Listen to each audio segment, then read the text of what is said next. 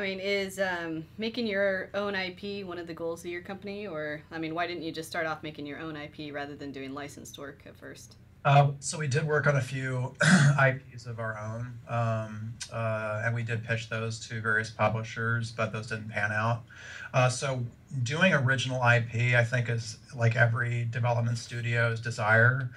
However, in the market today, that's a really tough sell, especially considering how much money goes into a project. Doing a brand new IP is very risky.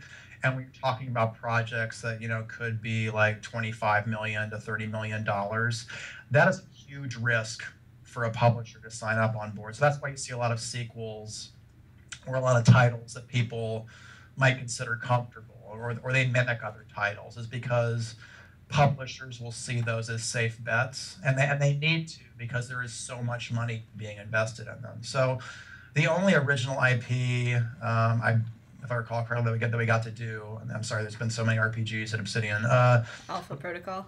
Exactly. So Sega's requirement, and then this is the ideal situation for us, is when we talk with a publisher and all they want is an RPG because they don't have one in their portfolio, and that's the kind of game that they're missing to sort of round out their you know end of the year profits. Like, they want an RPG for the RPG market because that's the area they're not hitting.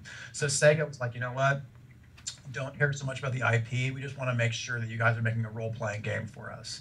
And I think with at least one of our other publishers, which didn't pan out, like, they also wanted the same sort of thing, where they just wanted an RPG from Obsidian because they didn't have RPGs in their portfolio. And that's an awesome situation to be in, because you can do a lot of the cool creative world stuff and like think up like cool elements for for the game. And when Fergus and our tech director Chris Jones were like, hey, you know what? If we did an espionage RPG, it'd be like this, and like, so like they were pretty excited about it, and we went on board with that to help flesh it out. But yeah, ideally, you have to find a certain publisher that just wants a type of game and don't care so much about the content or the IP surrounding it as much as what type of game it is.